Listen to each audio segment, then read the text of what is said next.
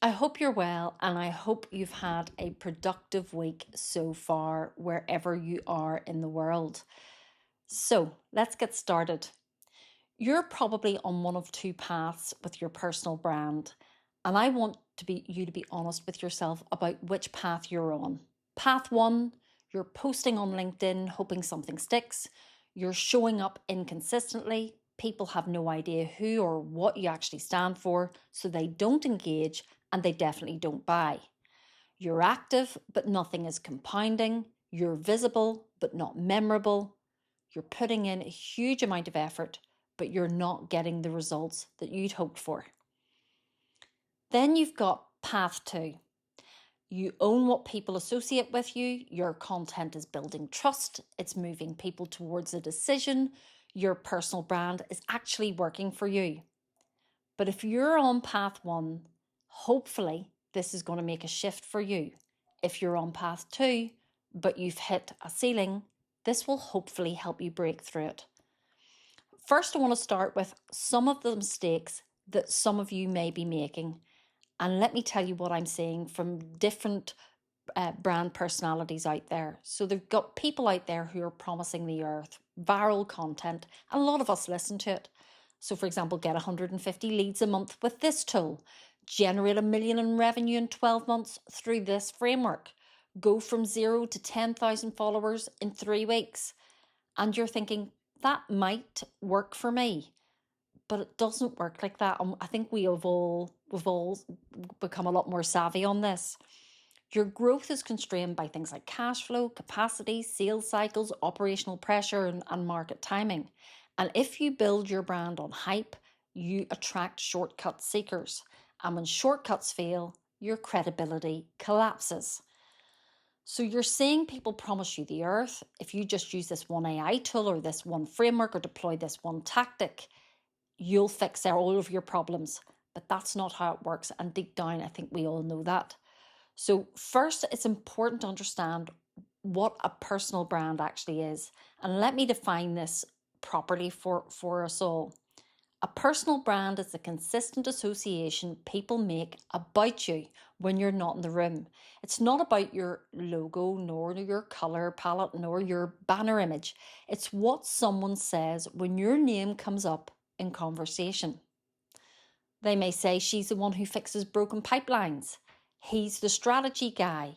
She gives practical, honest advice on engineering. That's a personal brand. And another way to think about it, a personal brand is an intentional pairing of relevant things done consistently over a period of time. So if you look at Nike, for example, they paired themselves with greatness, with Michael Jordan, and they did that relentlessly. And now you think winning. Gary Vaynerchuk talked about wine for years before he entered entrepreneurship. He owned one association, then expanded. This isn't magic. It's repetition, it's about clarity, and it's about focus. Now, here's something most people miss. Your personal brand is what you're known for. Your brand persona is how you communicate that identity. You could talk about marketing calmly, analytically, data first, or you could talk about it directly, commercially, and without fluff. Same topic, slightly different persona. If you don't choose that intentionally, you end up defaulting to the generic. And generic in our world today is completely invisible. So how do we go about building our personal brand? So the first step you need to take is to define your desired outcome.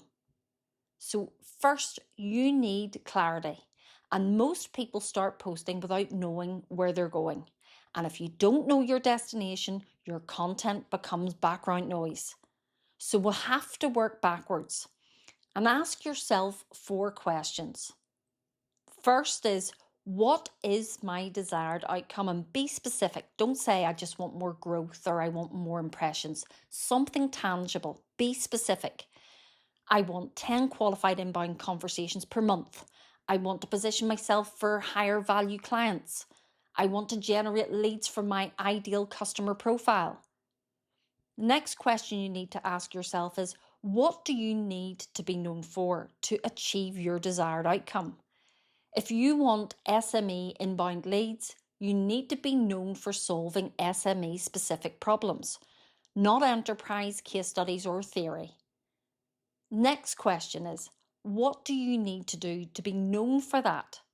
You need to show results, break down decisions, explain trade-offs, and demonstrate your thinking. Authority is built through visible competence. And finally, question 4, what do you need to learn right now? If you advise SMEs, you must understand hiring pressure, budget limits, operational bottlenecks. When you answer these 4 questions, your content stops wandering. So the next thing you need to do is pick your 3 pillars. And those are the 3 strands that you will get behind. And they're the 3 associations you want to own. So how do you choose them? Ask yourself, what am I commercially strong at? What does my market genuinely need?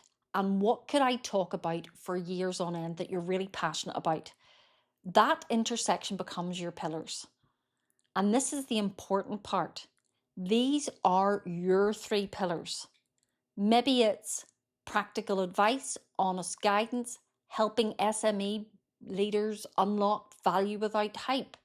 Or maybe it's something completely different for you. But whatever they are, everything you publish must reinforce one of those 3. And here's the 3 pillars that and how you would test that. Before you post, ask, does this reinforce a pillar? If not, do not publish it. Every piece of content you create either strengthens your positioning or it weakens it. There is no neutral in this game. If you're tempted to post something trending, something that might get engagement, but it doesn't align with your pillars, just don't post it. Don't do it. Now the part most people ignore. What do you not want to be associated with? If you collaborate with someone who overpromises, your audience associates you with that energy. Exposure without alignment damages your trust. So, awareness without trust is worthless. So be intentional about who you appear beside. Be intentional about what you endorse. Be intentional about your associations. Now we'll talk about positioning, how to find your gap. So your goal is not to blend in, it's to find the gap. So look at the top creators in your space. What are they exaggerating? What are they over-indexing on? What are they ignoring? If everyone pushes tactics, you start to push systems. If everyone promises quick wins, you talk about compounding. If everyone chases views, you talk about authority. That gap is your positioning. So now share your story. So overlay that with your story, because your story is your brand's secret weapon. Nobody else has your origin story. Nobody else has to overcome the exact challenges that you've overcome. So make sure you share these. Not my story, but your story. What's a moment that changed how you think? What's a failure that taught you something? What's a learning moment that shifted your perspective? Share that, because people resonate more with your stories than tactics. Stories stick, attributes don't. Now, here's the framework you need to follow. Step 1, clarity. Be crystal clear on 3 things: your desired outcome, your 3 pillars, and your gap.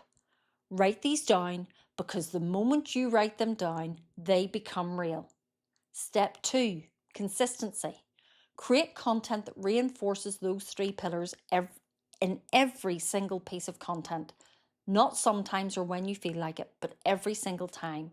And aim to post about 3 times a week if you're using LinkedIn, because this is where most people fail. They post for a couple of weeks and then they disappear.